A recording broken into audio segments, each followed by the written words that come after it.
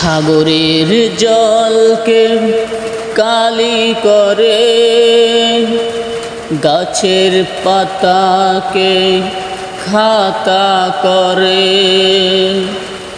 তোমার মহিমা লেখা শেষ হবে না, যদিও লিখি প্রভু জীবন ভরে।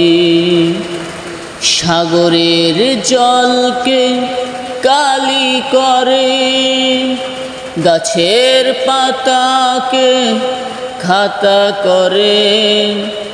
তোমার মহিমা লেখা শেষ হবে না, যদিও লিখি প্রভু জীবন ভরে।